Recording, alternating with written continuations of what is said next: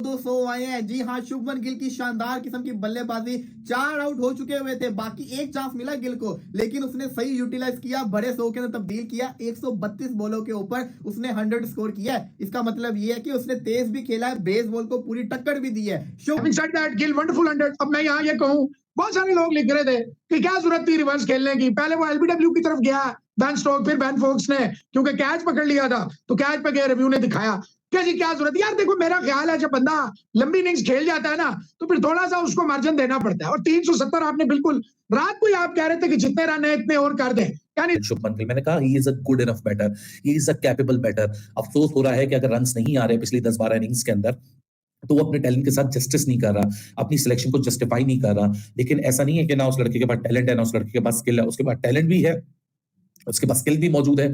लेकिन channel subscribe करें और मेरे हर अपडेट आपको मिले, इसके लिए बेल आइकन जरूर दबाइएगा।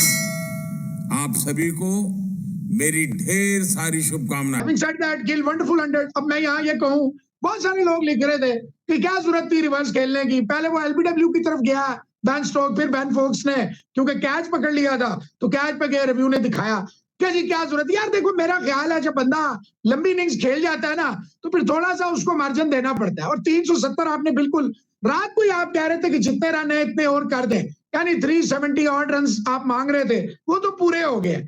मेरा जाती ख्याल है, अभी नमाज पढ़ के आया हूँ, जस्ट वजू में बैठा हूं, मेरा जाती ख्याल है this score should be enough for team India. हालांकि बेन स्टोक्स वाज लिटरली जो थोड़े बहुत बाल है वो no, he was completely clueless, वो बॉडी लैंग्वेज बढ़ गई थी सारा कुछ।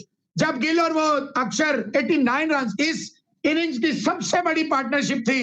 82 81 82 जो अक्षर और आयर और उसकी थी गिल की। ठीक है, आउट हो गया, लेकिन मैं ज्यादा तौर पे समझता हूँ 97 रन का सेशन, मतलब हम 100 रन का सेशन मांग रहे हैं तो 100 रन का पहला सेशन तो आया, उसमें विकेटें ज्यादा गिर गई थी। आखिरी रिकग्नाइज्ड बैट्समैन था गिल। अक्षर वाज प्लेइंग सुपरबली वेल, लेकिन रिकग्नाइज्ड बैट्समैन तो गिल ही था ना। तो भाई जब 97 रन ऐड करके अगर 2 विकेटें गिर भी गई है, ये लास्ट पे एंड पे बिल्कुल at the stroke of T अक्षर भी आउट हो गया।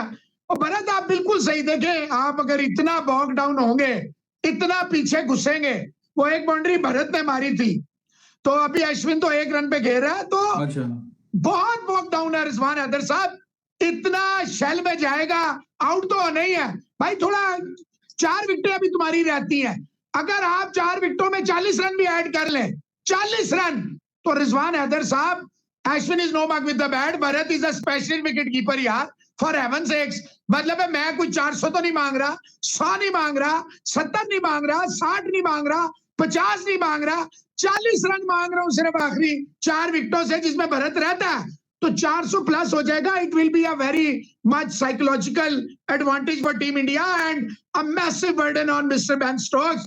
और जैसे ही क्रॉली और डकिट आउट होंगे, रिजवान साहब ये जितने बैस बॉल है ना, ये सारे बैस बॉल जो है घुस जाएंगे। बहुत बहुत मुबारक। 200 आए हैं। जी हाँ, शुभमन गिल की शानदार किस्म की बल्लेबाजी, 4 आउट हो चुके हुए थे, बाकी एक चांस मिला गिल को, लेकिन उसने सही यूटिलाइज किया, बड़े 100 के अंदर तब्दील किया। 132 बॉलों के ऊपर उसने 100 स्कोर किया है। इसका मतलब यह है कि उसने तेज भी खेला है, बेसबॉल को पूरी टक्कर भी दी है। Shubman Gill the Prince of India, जिसको फेमस है प्रिंस के नाम से, बड़े अरसे से आउट ऑफ फॉर्म था, लेकिन आपको याद होगा पहली इनिंग्स में जब उसने बल्लेबाजी की थी, मैंने तब भी कहा था मुझे गिल जो है ना वो टच के अंदर नजर आया। गिल ने जितने भी रन किए थे बड़े अच्छे टच के अंदर किए थे, और गिल जो है ना अगली इनिंग्स में कुछ करके दिखा सकता है, और वही हुआ सेकंड इनिंग्स के अंदर। शुभमन गिल को एक थोड़ा सा जिसको कहते हैं ना लक ने, किस्मत ने साथ दिया, और शुभमन गिल ने बड़े 100 के अंदर तब्दील कर दिया। फिर चाहे वो एंडरसन हो, हार्टली हो, रेहान अहमद हो, बशीर हो, हर एक को उसने पेला है, हर एक को रख के पेला। और इस वक्त इंडिया बहुत ज्यादा स्ट्रॉन्ग पोजीशन के अंदर मुझे लगता है आ चुकी हुई है, और इंग्लैंड का इस वक्त जिसको कहते हैं ना बुरा हाल है। इंग्लैंड कोशिश करेगा कि as soon as possible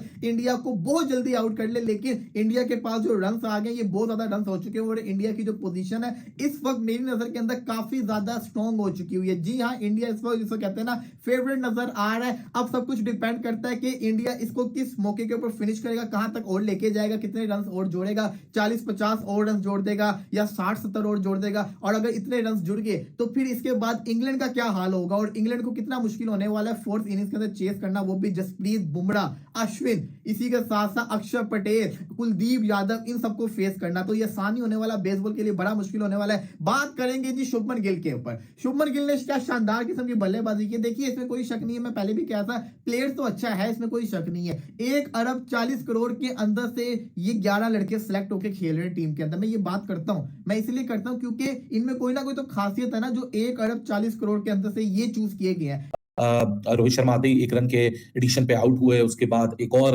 run के एडिशन के बाद यशस्वी जायसवाल का विकेट निकला, इंग्लैंड ने गेम में वापसी की और वहां से लगने लगा कि नहीं जी शुभमन गिल तो यहाँ फॉर्म में नहीं है और प्रॉब्लम होगी। और अर्ली ऑन शुभमन गिल को बड़ी प्रॉब्लम भी हुई, लेकिन बड़ी इंटेलिजेंट इनिंग खेली शुभमन गिल ने। इसलिए मैंने पिछली इनिंग्स में भी कहा था, बार बार कहा था, आप लोग हर दफा पूछ रहे थे शुभमन गिल, मैंने कहा he is a good enough batter, he is a capable batter. अफसोस हो रहा है कि अगर रन नहीं आ रहे पिछली 10-12 इनिंग्स के अंदर तो वो अपने टैलेंट के साथ जस्टिस नहीं कर रहा, अपनी सिलेक्शन को जस्टिफाई नहीं कर रहा। लेकिन ऐसा नहीं है कि ना उस लड़के के पास टैलेंट है ना उस लड़के के पास स्किल है, उसके पास टैलेंट भी है, उसके पास स्किल भी मौजूद है। लेकिन कभी कभार जब आप अर्ली अपनी करियर के फेज के अंदर होते हैं, आपका जो फोकस होता है वो डिटोरिएट हो जाता है। लेकिन well done on Shubman Gill ने जिस तरह अपनी ही डीमन से यहाँ फाइट की, पहले बिल्ड किया, पहले सरवाइव किया, फिर उसके बाद बिल्ड किया, फिर उसके बाद डोमिनेट किया।